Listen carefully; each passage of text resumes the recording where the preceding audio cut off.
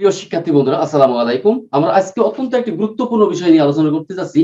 সেটি হচ্ছে use to এর ব্যবহার। আমরা জানি যে ইউজ টু এটি হচ্ছে একটি মডাল ভার্ব, এবং এই ইউজ টু কিন্তু বিভিন্ন এক্সামে আমাদের আসে। এই জন্য ইউজ টু এর ব্যবহার সম্পর্কে আমাদের একেবারে স্বচ্ছ ধারণা থাকাটা খুবই জরুরি।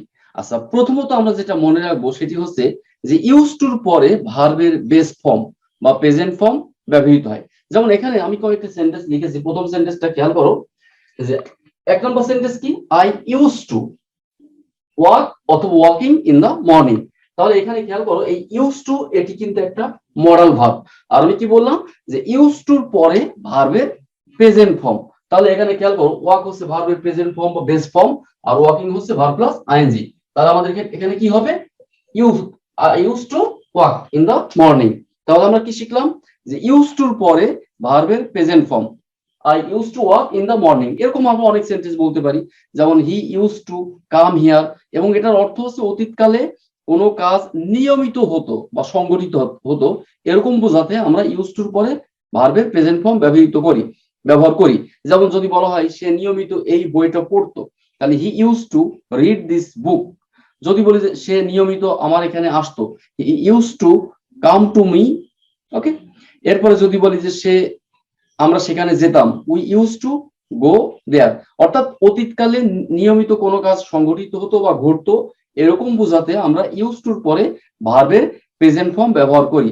এরপরে আমরা আরেকটা বিষয় খেয়াল করব, বি ইউজ টু। অর্থাৎ ইউজ টুর পূর্বে যদি আমরা কোনো বি ভার্ব ব্যবহার করি, যেমন 2 নম্বর সেন্টেন্সে তোমরা খেয়াল করো, যেমন এখানে ইউজ টু আছে, ইউজ টুর পূর্বে কিন্তু একটা বি ভার্ব অর্থাৎ এম। আমরা জানি যে বি ভার্ব কি, am, is, are, was, war.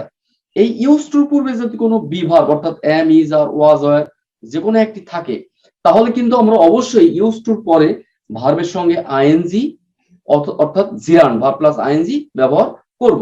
যেমন এখানে খেয়াল করো, I am use to walking. এখানে কিন্তু আমরা ওয়াক ব্যবহার করতে পারবো না। I am use to walking in the morning. আচ্ছা, এখন প্রশ্ন হচ্ছে এ ধরনের সেন্টেন্স আমরা আরো ব্যবহার করতে পারি, অর্থাৎ এটার অর্থ কি আমাদের জানা দরকার। আমি সকালে হাঁটতে অভ্যস্ত, যেমন সে কাজটা করতে অভ্যস্ত, he is use two working, he was use to doing this work. যদি বলা হয় সে নদীতে সাঁতার কাটতে অভ্যস্ত, তাহলে আমরা বলতে পারি কি, যে he is use to swimming in the river. আমি যদি বলি সে এই বইটা পড়তে অভ্যস্ত, he is use to reading this book. তাহলে ইউজ টুর পরে ভার্বের প্রেজেন্ট ফর্ম, কিন্তু যদি ইউজ টুর পূর্বে কোনো বি ভার্ব ব্যবহৃত হয় অর্থাৎ am, is, are, was, were, তাহলে কিন্তু আমরা অবশ্যই এই ইউজ টুর পরে ভার্বের সঙ্গে আইএনজি অর্থাৎ জিরান ব্যবহার করব। ওকে, এই যে দুইটা বেসিক রুল ইউজ টু, এছাড়াও কিন্তু মাঝে মাঝে কিছু এক্সেপশনাল নিয়ম আসে, যেটা আমাদেরকে খুব কনফিউজড করে তোলে। তোমাদের বোঝার সুবিধার্থে আমি এই বিষয়টা একটু ক্লিয়ার করতে চাচ্ছি। যেমন এখানে 3 নম্বর সেন্টেন্স খেয়াল করো, কি লেখা আছে, যে we use insecticide to kill insects. আচ্ছা, we use insecticide to kill insects. আমরা কীটনাশক দমনের জন্য বা কীটনাশক মারার জন্য, আমরা কীট পতঙ্গ মারার জন্য কীটনাশক ব্যবহার করি। আমরা জানি যে ইনসেকটিসাইড অর্থ হচ্ছে কীটনাশক, আর ইনসেক্ট অর্থ হচ্ছে কীট পতঙ্গ। তাহলে এটার অর্থ কি হচ্ছে, যে আমরা কীট পতঙ্গ মারার জন্য বা পতঙ্গ দমন করার জন্য আমরা কীটনাশক ব্যবহার করি।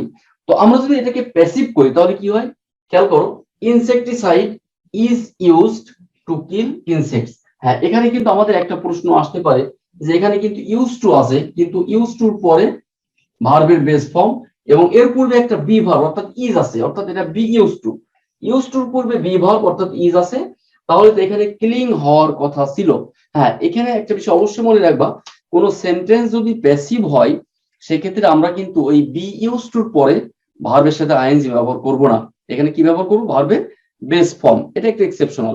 যেমন আমরা যদি বলি যে we use pens to write, অর্থাৎ আমরা কলম ব্যবহার করি লেখার জন্য। এটাকে যদি আমরা প্যাসিভ করি তাহলে কি হয়, pens are used to write by us. এখানে বাই আস থাকতেও পারে, নাও থাকতে পারে। অর্থাৎ আজকের এই আলোচনা থেকে আমরা কি শিখলাম, যে ইউজ টুর পরে ভার্বের প্রেজেন্ট ফর্ম, কিন্তু ইউজ টুর পূর্বে যদি কোনো বি ভার্ব ব্যবহৃত হয় অর্থাৎ am, is, are, was, were, তাহলে কিন্তু আমরা ইউজ টুর পরে ভার্বের সঙ্গে আইএনজি ব্যবহার করব।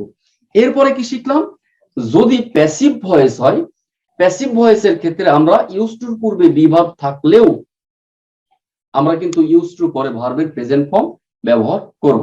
আশা করি আজকের এই আলোচনাটা তোমাদের ভালো লেগেছে। পরবর্তী ভিডিও দেখার আমন্ত্রণ জানিয়ে আজকের মতো বিদায় নিচ্ছি। আল্লাহ হাফেজ। আসসালামু আলাইকুম ওয়া রাহমাতুল্লাহ।